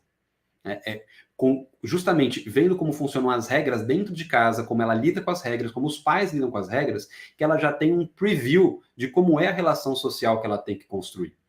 Se em casa é tudo muito oscilante, uma hora é uma coisa, outra hora é outra, uma hora o limite aumenta, outra hora diminui, a criança vai entender que o mundo inteiro funciona. Não tem estrutura, né? Não tem estrutura. E outra, por mais que ela, a princípio, pareça se beneficiar disso, ela não se beneficia nem internamente, ela sofre. Criança busca segurança. Criança que testa a regra o tempo todo é uma criança desesperada por segurança. Porque ela precisa ter convicção de que o limite é aquele. Na hora que você cede, você maltrata a criança. Porque ela estava ali, finalmente encontrei a parede, vamos ver se ela resiste. Aí ela quebra, fala, não era essa parede, eu não posso me apoiar nela. Eu preciso procurar a verdadeira parede. Ele vai sempre testar. Ele vai sempre procurar algo a mais. Ele não está fazendo isso de birra necessariamente. Ele está fazendo por uma necessidade de segurança. Algumas crianças têm menos, outras crianças têm mais. Né? Inclusive, ontem mesmo eu estava fazendo uma reunião. Inclusive, assim, dava quase para transmitir aquela reunião que eu tive com o professor, que vai gravar um curso com a gente justamente sobre o ato da brincadeira, dos jogos e brincadeiras, que é um tema que parece um negócio meio besta, mas é extremamente interessante e complexo, né? Ele estava comentando a importância que é para a criança de brincar sozinha com a mãe perto. Não o pai, a mãe. Ele estava sendo específico com a mãe. E é muito interessante isso, né? Porque aquela presença já muda toda assim, a percepção de segurança. Então, você está falando, assim, a criança precisa desse limite. Ela fala, cara, é aqui que eu posso, aqui que eu estou segura. E ela fica testando para saber até onde que vai. Quando não tem, parece que você está ali, né? Quando está no oceano ali, quando você está ali, né, contido de certa forma, né? Dá uma segurança. Vamos colocar aqui a reação da criança quando está com o pai presente também é diferente. A expectativa que ele tem do pai e da mãe é completamente diferente. Então não é um dos pais está lá, não é. Às vezes tem que estar um, às vezes tem que estar outro. Depende da situação. Dá um reflexo. Tudo parece besteira, mas não é. Agora, não é para parecer um bicho de 7 cabeças, do tipo, não, isso aqui é impossível de fazer. Muita coisa com naturalidade já funciona. Né? Então, a coisa vai mais ou menos se ajeitando. Ela pode, obviamente, ser sempre melhorada, mas fazendo as coisas com prudência, com calma, tudo vai se ajeitando aos pouquinhos.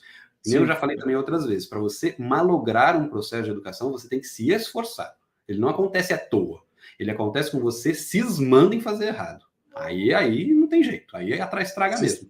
Tem que ser senão, uma hora você consegue ajeitar. Sistematicamente tem que fazer o erro ali, né? Aí dá problema mesmo. Por isso que, assim, parte das nossas conversas é gerar esse questionamento. Quem acompanha nossas lives percebe que às vezes a gente faz uma espécie de provocação em cima de um tema que a pessoa às vezes nem está preocupada. Então, justamente, a primeira coisa que a gente tem que fazer, e o Gonzaga aqui, porque o Gonzaga é excelente nisso, pega um tema ali, vamos ver se realmente está tudo bem naquele assunto. E aí a gente começa a conversar sobre aquilo e surge ali reflexões valiosas. Daí que a gente, às vezes, se torna educador melhor. Né? A gente chama aqui os pais educadores. Até a Sofia está mandando mensagem aqui, né? Vou ter que comprar o curso. É bom, né? A gente... que comprar é muito forte, mas eu ia ficar muito feliz, né? Aquela história. Assim, a gente fez para isso e ao mesmo tempo a gente precisa disso, né? Agora, vou colocar aqui a Gisele. A Gisele, para mim, é nova aqui na participação das lives, então bem-vinda aí. Marcelo, todo comportamento errôneo da criança é oportunidade de trabalhar as virtudes? Ou não deve ser tão evidente para deixar fluir de forma natural? Ou não, deve ser tão evidente. Então, aí que está. Acho que a gente falou um pouquinho sobre isso. O comportamento da criança é uma oportunidade de observação. Isso em primeiríssimo lugar. Isso é muito importante. Você observa aquele comportamento e guarda. E aí você vai vendo como a própria criança lida com aquilo. Muitas vezes ela está fazendo teste. A criança tem que testar as coisas, né? Então ela está testando como agir, como reagir, como os outros reagem àquilo que ela está fazendo, porque ela própria está criando uma catalogação na cabeça dela. Como eu devo agir? Como eu lido com essas pessoas? Essas pessoas são iguais a todas as outras? Ela vai fazendo testes. Aí você vai fazendo essas observações. Quando você percebe que ela está consolidando alguma coisa, ou que ela está tirando uma conclusão, aí é importante você fazer uma intervenção. Óbvio. Eu não estou falando de casos extremos, onde ela faz um absurdo, né? Isso tem que cortar rápido a onda da criança, porque os efeitos costumam ser muito problemáticos. Mas estou falando de coisas assim, normais, que você percebe que ela, por exemplo, tem umas coisas de egoísmo, né? Por exemplo, você percebe a criança brincando, tem uma outra criança brincando junto com ela, ela não quer emprestar o brinquedo, você chegar lá, interromper aquilo imediatamente, arrancar o brinquedo da criança, dar para outro, falar, você tem que dividir. Se o Estado faz isso comigo, eu explodo, entendeu? Algum lugar como um ato de terrorismo, entendeu? Isso daí, você não está respeitando o que a criança entende que é a propriedade dela. É importante ensinar para ela que o direito de propriedade é um direito que ela pode relativizar. Ela não vai perder se ela emprestar, mas ela não sabe disso. Ela não sabe se ela emprestar o brinquedo vai voltar. Ela muitas vezes a criança fica com vontade de brincar na hora que ela percebe que aquilo é um objeto de cobiça alheia, né? Porque se aquele sujeito está querendo brincar com esse brinquedo, quer dizer que esse brinquedo é melhor do que eu imaginava, então agora eu quero. Né? Ela está estudando essas coisas ainda. Você observa e você interfere de uma medida muito sutil.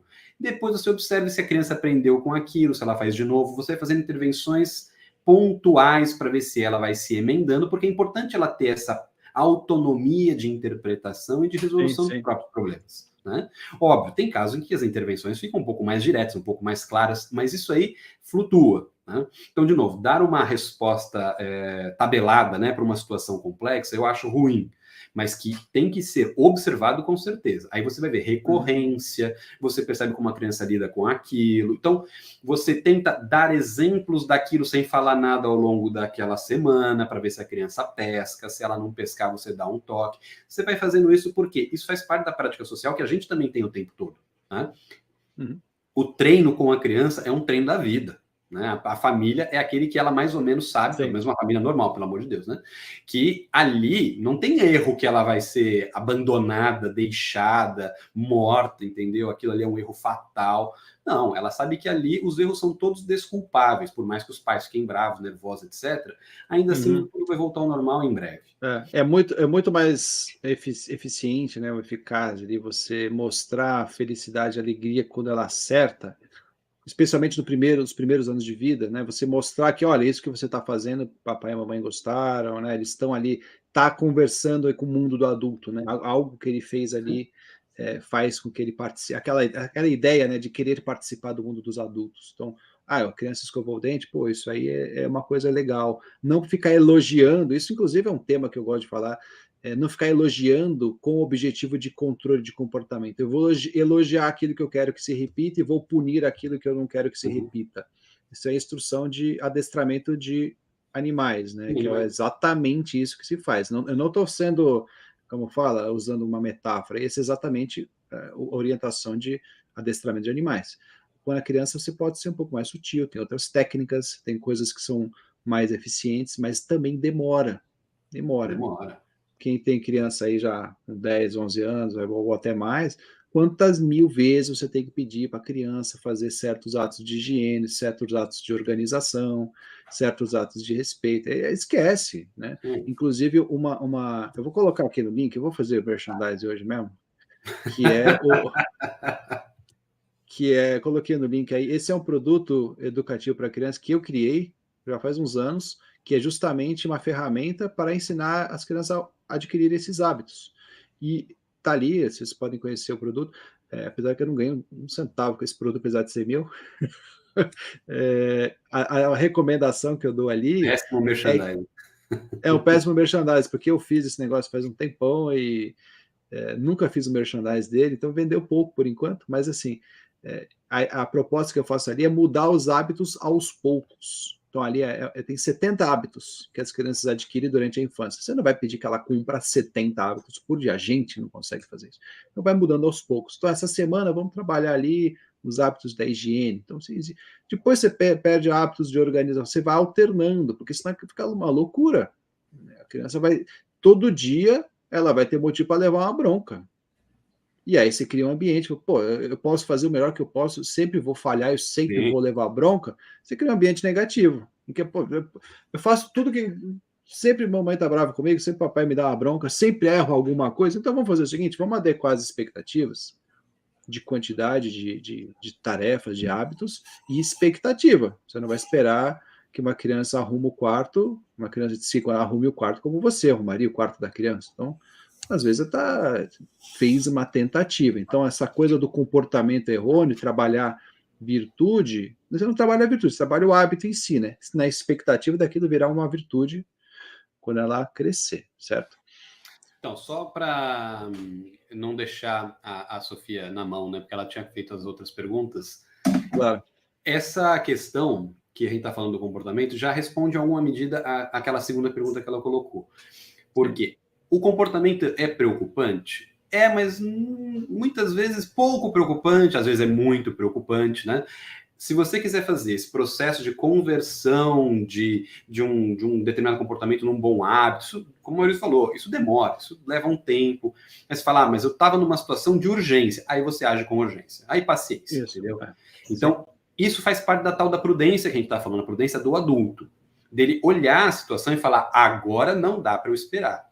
Né? Se a criança, por exemplo, está, sei lá, maltratando um bicho, outra criança, você fala, não, eu vou esperar, porque, sei lá, o outro tem 2 olhos, né? Se ele perder um, ele ainda tem o outro. Não, aí você não espera. Aí você age imediatamente, nem que você tenha que dar um tranco na criança. Né? Agora, até o próprio tranco, ele tem um sentido importante, porque ele percebe, ali a criança percebe, este é um limite problemático que eu acabei de ultrapassar. Os meus pais que não me batem, isso é importante, né? De repente, eles me agrediram, óbvio, né? Para criança, estou falando uma agressão. Um susto, né? Tomou um susto. Normal, hein? Não é para espancar ninguém. Mas tomou o susto, ela não estava esperando aquilo. Ela fala, eu acabei de passar um limite que eu não sabia que existia. Vou tomar mais cuidado de agora em diante. Esse susto é um susto educativo, vou falar, viu? Agora, se você começa a recorrer a isso muitas vezes, ela fala, não, isso daqui é uma forma normal de lidar com o problema, e todo problema você resolve com pancada. Ela vai dessensibilizando. Isso também é uma coisa importante. Por isso que é a história da prudência. Agir com prudência é saber qual é a melhor forma de agir numa determinada situação. Então, por exemplo, mudanças de comportamento, que foi a pergunta que ela tinha feito, né? As mudanças de comportamento devem preocupar? A princípio, vou dizer, não. A princípio. Porque a criança tem oscilações de comportamento. Algumas mais, algumas menos. Nisso, o próprio temperamento até dá uma ajuda. Né? Tem determinados temperamentos que eles oscilam mais o comportamento e outros que são mais fixos. Né? O fleumático, eu acho que é o que mais oscila de todos, apesar do pessoal ficar com a ideia de que o fleumático é calmo, prístino, tranquilo. Eu nunca vi um fleumático assim. Né? Os fleumáticos, eles oscilam muito. Uhum. Então, quando que isso fica preocupante? Quando você detecta padrões que não deviam estar lá. Aí fica preocupante. Então, por exemplo, toda vez que a criança fica submetida numa determinada situação, ela responde de uma forma não ideal. Aí você fala, bom, isso aqui não é uma mudança de comportamento que está oscilando por qualquer motivo, né? Por conta da infância, por conta das características naturais dela. Não. Aquilo já está se consolidando num tipo específico de resposta, que depois vai cristalizar. Ali já fica preocupante. Então, por exemplo, toda vez que eu peço para a criança me ajudar, ela responde com violência ou com má vontade. Isso não é bom. Isso não é normal. Isso é um comportamento para chamar a atenção. Sim, crianças normalmente têm boa vontade para quase tudo, não importa o que seja, elas estão descobrindo as coisas. O que a Sofia comentou comigo quando eu conversei com ela, isso é interessante também, eu mandei o link aqui do formulário, aí a moça que trabalha com a gente do marketing fala assim, pô, preencher formulário é muito chato, você tem que deixar aquilo divertido. Meu, é rápido o formulário, é o máximo que eu posso te dizer, é rápido, e depois eu entro em contato com a pessoa, a gente conversa. Está advogando em causa própria, foi você que criou o formulário? Mas formulário é chato mesmo, quem gosta de preencher formulário é burocracia, mas na verdade é assim, para eu entender um pouquinho da situação da pessoa, depois a gente conversa, né? Tem gente que gosta de conversar comigo, tem gente que não gosta de conversar comigo, aí a gente pega mais detalhe para poder fazer uma live aqui interessante, né, que tem informações de verdade. A Sofia está me mandando mensagem aqui para ela, pelo menos ela está gostando, pelo menos uma pessoa saiu satisfeita dessa live, já é melhor que nada, né? Então, e a respeito da socialização, só para eu terminar esses aspectos, depois a gente volta. Perfeito. É verdade, ela está me cobrando aqui a socialização. De não contemplar todos os pontos. Claro, então, a questão da socialização. Criança, de fato, precisa de socialização. Não é um negócio, assim, super valorizado. Não, isso é super importante. Agora, socialização é uma coisa. A socialização que a escola promove dentro de uma sala de aula é outra coisa completamente diferente. Tá? Sim. Então, as crianças têm necessidade de fazer a socialização que a escola impõe? Não, não tem. Essa socialização ainda é esquisita, né? Porque eles não socializam nada. Eles socializam nos intervalos, quando é possível, né? Quando não é um caos, uma selva total. Né? A escola, nesse sentido, ela é boa porque ela ensina a sobreviver na selva. Tirando isso, não ensina muita coisa. Agora, é uma convivência muito artificial.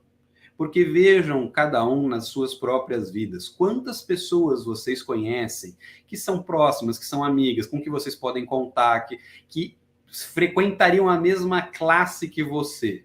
Né? Elas tinham que ter a mesma idade, estar na mesma circunstância geográfica. É muito contingente isso daí. Né? E isso ensina certos cacuetes, que são cacuetes ruins de socialização. Que é o quê? A expectativa que você só pode conversar com pessoas da sua idade, com pessoas que têm exatamente a mesma formação que a sua. São expectativas erradas. Isso é uma socialização mal feita. Tá? ela resolve alguns aspectos da necessidade de socialização? Alguns resolve, mas outros não resolve, e outros ela cria uns problemas bizarros que nem esses que eu estou falando. É natural que a criança tenha socialização com as pessoas das mais diferentes idades, e cada uma delas vai responder à criança de uma forma diferente. Tá? A criança não vai esperar que pessoas de 90 anos brinquem com ela de correr. Né? Agora, uma pessoa de 40, em alguma medida, ainda pode brincar um pouco. Pessoas de 20 estão interessadas em outras coisas, mas as delas podem, né, se dispor a brincar com criança. Outras crianças, ela já fica com a expectativa natural de que brinquem com ela. Ah, mas a uma tem 5, a outra tem 7, a outra tem, sei lá, 9. Elas brincam normal, gente, entendeu? Com determinados limites, mas elas vão brincando. Importante, eu particularmente acho que sempre tem um adulto mais ou menos por perto para ficar ali, né, administrando as brincadeiras, porque de vez em quando a criança inventa de fazer uns negócios que são do satanás. Agora, tirando isso, não tem problema. É importante que elas tenham esse tipo de convivência e que essa convivência tenha essa interação, né, de idades diferentes. Porque a vida é assim. A gente não só fala com gente da nossa cidade que mora perto da gente e frequenta a mesma escola. Muito pelo contrário, né? Para ficar com a mesmíssima idade, circunstância que eu, foi mais ou menos difícil. Os amigos da escola a gente preserva um ou outro, né? Você não tem? Ah, não, eu tenho os mesmos 40 colegas que eu tive desde o maternal até hoje, são as únicas pessoas com quem eu saio. Isso é impossível. Né? Quem é assim, se tiver alguém, é completamente louco, tem que ser internado. Então... sim, sim. Assim, então a socialização é importante. Com crianças da mesma idade? Sim. Com crianças que não são da mesma idade? Também. Com adultos? Também. Isso é socialização. Tá? Isso é socialização. Então, é importante que a criança tenha essa abertura, né? E que ela consiga lidar com os problemas que essas convivências atraem, porque eles vão trazer alguns certos conflitos. Isso é normal. O adulto tem que estar perto, observando, para ele detectar se o conflito pelo qual a criança está passando é um conflito normal ou um conflito anormal. Se for um conflito normal, é só uma questão de observar e esperar a criança resolver sozinha. Se essa resolução tiver algum inconveniente ou se o conflito for anormal, aí você tem uma intervenção importante. Como eu falei, as crianças estão lá, estão brincando, de repente se desentendem, uma monta na outra e começa a esmurrar. É um conflito anormal. É bom você interferir. Você fala não. A criança tem que apanhar um pouco na cara, porque a vida vai ensinar. Gente, interfere e resolve, pelo amor de Deus. Né? Depois você põe teu filho no karatê, no jiu-jitsu, no judô, no raio parto, ele vai tomar, ali sim, ele vai tomar uns socos na cara de vez em quando. Esses são importantes para criar caráter. Dentro do esperado, né? Oi? Dentro do esperado, né? De vez em Isso. quando tá lá na academia, você toma ali um tranco, faz parte da situação esperada ali, né? Normal. Por isso que no futebol a galera se arrebenta no futebol, né? A galera se arrebenta no futebol porque ele não é um local onde ele espera tomar uma pancada, ele quer correr com a bola ali. No jiu-jitsu, por exemplo, tem lesão, mas tem menos lesão nas artes marciais, por exemplo, do que no futebol, porque é esperado você levar uma pancada ali, então você já... Não tem nada a ver. Sim, o tipo de estresse que você submete seu corpo na arte marcial é muito menor do que no esporte. O esporte sempre leva você para o limite absoluto do corpo. A arte marcial não, ela respeita o limite do seu corpo para ele durar o máximo que você puder. É outra treta, né? Outra forma de lidar. Bom, a Sofia falou que a dúvida de socialização foi respondida. Tem duas aqui no chat, aí a gente encerra, pode ser? Lógico. Sofia que vai dizer. Ela disse que ajudou. Tem colegas dela assistindo também, estão curtindo, legal. Vou colocar aqui, ó, Ana Wagner. Minha primeira vez aqui, estou gostando, amando aqui, ó. Fiquei curioso sobre outras formas de reconhecer sem ser elogiando, de validar uma atitude boa sem que seja elogiando. Primeira coisa, eu posso tentar responder essa, primeira coisa é entender o problema do elogio. O elogiar por si só não é um problema. Isso é uma discussão frequente que eu tenho quando eu falo sobre isso. Elogiar não tem problema nenhum, a criança gosta, a gente precisa disso. Às vezes o chefe não vai ficar dando aumento a cada coisa certa que você vai, mas ele fala, pô, legal, gostei do seu trabalho, a gente se sente reconhecido. Eu prefiro agora, prefere o aumento? Então, beleza, vou lembrar disso aí. Ó. Cada vez que acertar, a gente ajusta ali, né? Boa. Agora, claro, você precisa a gente precisa receber elogio, é normal isso, tá? Mas o problema são os elogios para controle de comportamento. É manipulativo. que é o que acaba acontecendo uma parte das vezes. É um prêmio, você transformou o elogio num prêmio. A criança passa a fazer o comportamento para receber o elogio. E Aí você vicia. cria uma... Exatamente, você cria uma dependência da criança para receber o elogio. Ela só vai fazer o comportamento para receber aquele agrado do pai, ou da mãe, ou de quem quer que seja. Então você está condicionando o ato ali, ó, o hábito, né? Escovar o dente, por exemplo. Então, toda vez que a criança escova o dente, ela recebe elogio. Se parar de receber elogio, ela vai parar de escovar o dente. Então, você está criando hábito nenhum, você está criando a dependência do elogio. Pronto. Essa é mais ou menos a explicação. O behaviorismo. Tem um livro aqui, ó. Em inglês vocês vão achar ainda. Ó, tem bastante anotação, eu li isso aqui com vontade. Ó. Punido pelas recompensas. O problema das estrelinhas douradas, os planos de incentivo, as notas e praise, aqui os elogios, tá? Esse livro tem em português, eu tenho ele, mas é de uma editora que faliu há muitos anos, então você não vai achar, só vai achar aqui na minha casa o livro. Aliás, esse cara é Opicon, né? Ele só não apanha na rua porque ele deve ser muito esperto. Porque ele só escreve livro que provoca, né? Os livros dele são altamente provocativos. Eu já devo ter lido uns 10 livros dele, são excelentes, muito bem embasados. Eu tenho livro em português, eu não sei onde está, mas eu tenho. Pode ser que alguém tenha levado aqui, mas eu não vou descobrir depois da live, vou procurar aqui. Então, uma coisa, né, voltando nessa história, que para a criança já é recompensador, é ela perceber que o comportamento que ela tem faz parte de uma coisa maior. Exatamente, é isso aí. Ela está procurando isso, é natural da criança. Isso é uma busca que ela tem fazendo todos esses testes. Ela não fica satisfeita só em imitar. Ela tem que testar, porque ela tem que ver se aquilo também não é uma alternativa. Então, quando ela percebe que aquilo está bem integrado, né, dentro da vida dela, isso já é recompensador muitas vezes. Você não precisa do elogio. Então, a questão do elogio, que é o difícil, é perceber qual é o momento certo de fazer isso, né? Quando que aquilo vai ser bem recebido e quando aquilo vai causar um problema. A gente faz isso com naturalidade, porque a gente não faz isso só com elogio. Muitas vezes a gente não oferece um prêmio físico para a criança, um doce, olha, vou te dar aqui um negócio por causa daquilo. Isso tem meio que um feeling envolvido, mas isso é, na verdade, um produto de observação e intuição. Intuição no sentido de intuir, né? De você perceber que aquele é o momento certo. Não de, né, tô sentindo aqui as fadas falando comigo e eu achei que o momento certo era esse. É de você acumular experiência e você conseguir identificar imediatamente o caso. Mas isso é treino, você tem que observar qual é o momento certo de fazer isso, né? Aqui a criança está precisando de um incentivo positivo. Aqui ela está precisando de uma bronca, porque é tudo muito... Isso é uma coisa interessante. Isso o Alfcon fala no livro dele. A bronca bem dada, não uma bronca, mas um reconhecimento de um problema, de uma coisa a ser melhorada, a criança recebe isso muito bem. Sim. Se ela faz ela quer acertar. Então, se ela faz um desenho, ela se esforçou ali, fica uma porcaria. É o que acontece a maior parte das vezes, que ele está aprendendo, fica feio mesmo, né? E você fala assim, olha, eu percebi que você tentou fazer isso aqui com as cores, eu senti que você tem... Você elogia a intenção, você reconhece a intenção, você fala, olha, eu acho que pode melhorar aqui, olha, você fez com lápis assim, tenta o lápis assim para pintar de outro.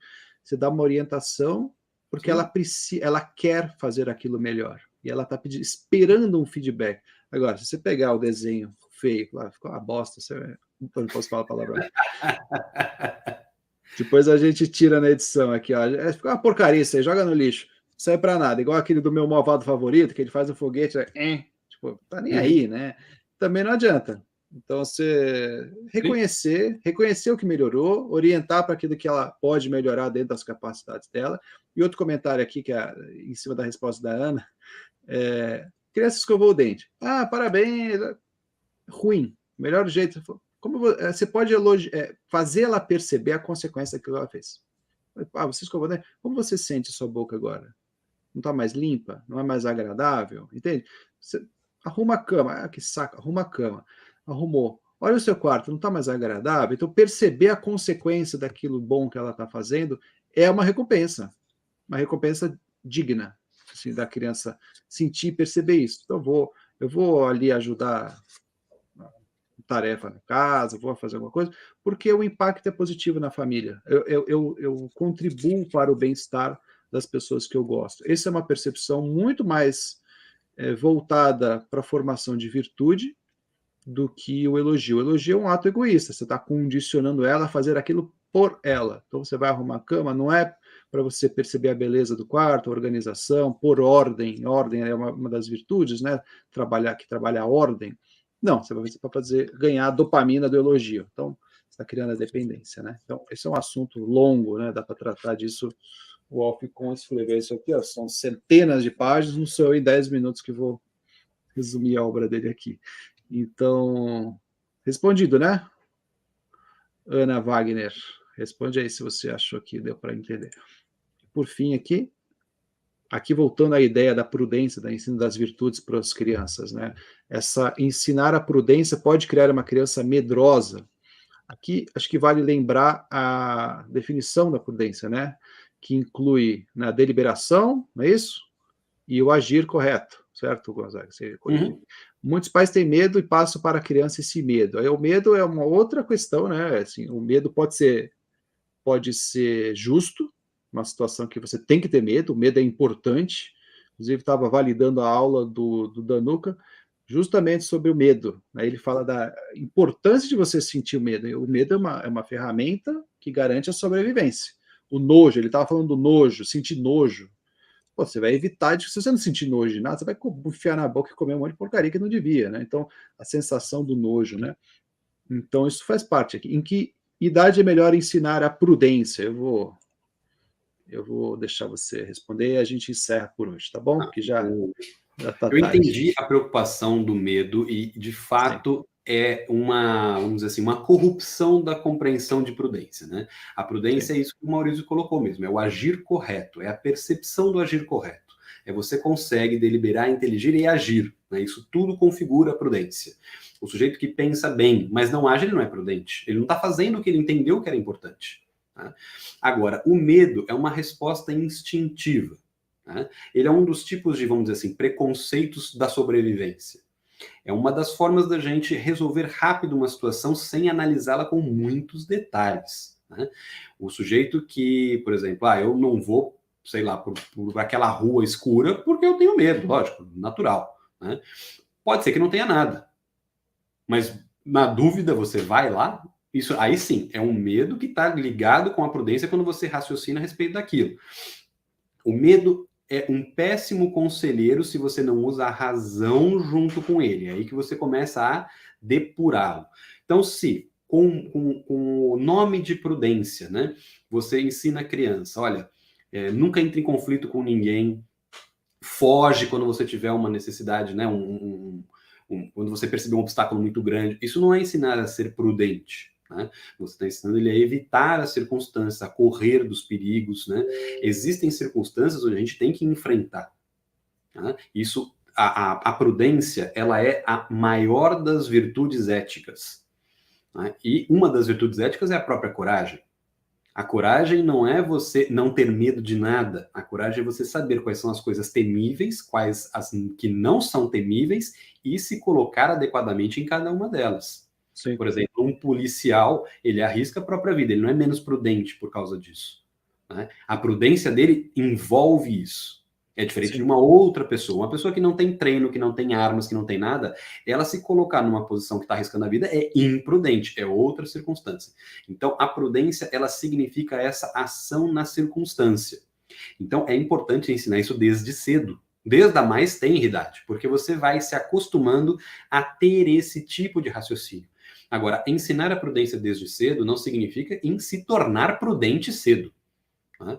A prudência é uma das coisas que você começa a ensinar com 3 anos e termina com 603 anos, entendeu? Ou seja, depois todo mundo já morreu 2, 3 vezes. Não dá tempo de treinar a prudência. Você está no ápice da prudência, não dá tempo. Você vai sempre melhorando isso. Porque a pessoa que é sumamente prudente é a pessoa que saberia responder todas as circunstâncias em todos os momentos.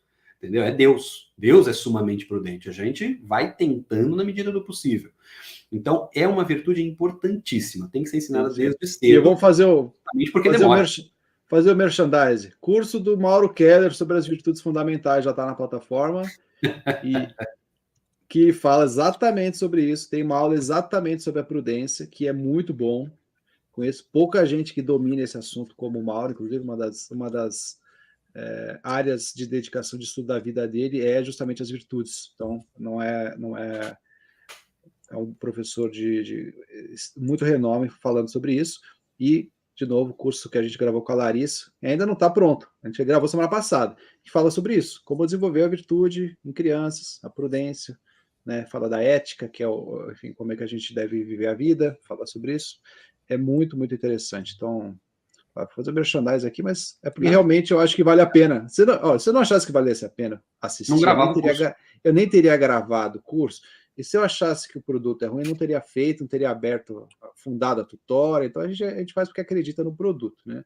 E porque é bom para vocês. Quem assiste, quem acompanha, eu recebo os feedbacks, o pessoal gosta, porque realmente é um trabalho digno, vale a pena assistir, vai ajudar no desenvolvimento de vocês como educadores dos seus filhos, dos alunos, dos netinhos, quem quer que seja, e a autoeducação também. Porque, afinal de contas, para ensinar a virtude, você tem que ter a virtude. Se você quer, se a gente falar, ó, que nem a Patrícia aqui colocou, ser exemplo, isso é muito importante. Se você quer ser exemplo de virtude, você tem que ter a virtude, ou pelo menos agir de acordo com a virtude. Não adianta você ficar lendo, bota o teu filho lá para assistir o curso do Mauro Keller, não adianta. Você tem que mostrar aquilo, né? Então, isso é uma característica da virtude, né? A virtude é uma coisa prática. Ela não é um elemento teórico. Ou você exerce a virtude, ou não é virtude. Né? Exatamente. Falar sobre a virtude não é virtuoso. Falar sobre a virtude é normal. Eu posso falar sobre qualquer virtude. Agora, exercer aquilo, isto é a virtude. Sim. Agora, o medo, só para terminar essa parte, é interessante você usar como régua. Se o medo está aumentando, o trabalho está sendo errado. A prudência não aumenta o medo, ela diminui, porque a prudência te dá a condição de julgar e dominar a situação. Né? Um sujeito que, por exemplo, aquele negócio de arte marcial, por que a arte marcial é importante? Não é para você se tornar mais violento, ao contrário, é para a violência não te ter como refém. Você conhece os limites do seu corpo, os limites do corpo do outro, você reconhece a situação com tranquilidade e você fica mais tranquilo. Mais tranquilo para não fazer, inclusive. Reconhecer a ameaça, né? Você percebe uma ameaça de maneira mais precisa. Você fica mais prudente. Então, o treino marcial te torna mais prudente, não menos. Se ele está te tornando menos prudente, ele está sendo feito de forma errada. Né? Que exatamente. Pode ser tanto você ficando mais violento, mais agressivo, mais irresponsável, como o contrário, você ficando mais medroso, mais temeroso. Isso não é um exercício da prudência, é o oposto da prudência. A prudência, como eu disse, é a coroação de todas as virtudes éticas. Coragem é uma delas, temperança, são todas virtudes. Então, se você percebe que o medo está aumentando, quer dizer que a forma de você desenvolver a prudência não está sendo adequada. Ela precisa ser reavaliada e reinterpretada. Né? Se você falar, as pessoas são muito mais fortes, muito mais isso, você sempre está diminuindo a pessoa diante dos outros, diante das situações da vida, diante das dificuldades, você não está criando prudência, está criando medo. Tá? A questão é como vencer essa dificuldade, como se comportar adequadamente diante dela, e a pessoa fica segura, mesmo que ela não vença a situação, ela sabe que ela fez o melhor. Perfeito. Vai ajudar na deliberação, né? Beleza, vamos colocar o último comentário aqui da Sofia. Vocês são maravilhosos, glória a Deus pelo trabalho de vocês. Legal, pelo menos amém. Obrigado. Conseguimos, pelo que eu entendi aqui, a gente respondeu todas as preocupações. Teve gente participando, então eu queria agradecer muito aí o envolvimento de vocês. Compartilhem com o pessoal, entrem no formulário, preencham, a gente conversa. É super legal, gente, o formulário. É muito legal. Lúdico, entendeu? Especialmente com um acompanhamento musical. Vê uma música que você gosta, preenche ali, e aí a gente vai entender, eu vou entrar em contato, conversar, entender as dificuldades, as dúvidas. A gente traz aqui em outra oportunidade nesse formato de live, tá bom? E um comentário que eu não fiz, a depender das dificuldades, as dúvidas que a pessoa colocar aqui, trouxer para a gente, eu posso convidar alguém também para participar da conversa. Então, o Marcelo tem o conhecimento dele, né? E, eventualmente, se a pessoa tiver uma dúvida específica, a gente pode trazer mais gente para participar e trazer um comentário de algum assunto que, às vezes, a gente não sabe, né? Isso eu falei aqui para a Sofia. Eu falei, olha, Sofia, dependendo do que você trouxe, a minha resposta vai ser eu não sei, e a do Marcelo também, não sei, não sabemos. Mas a gente sabe quem sabe. A gente chama essa pessoa e faz parte aqui para participar da conversa, tá bom? Então, Isso aqui é minha mãe aqui, ó. Um bom educador preenche o formulário sem reclamar.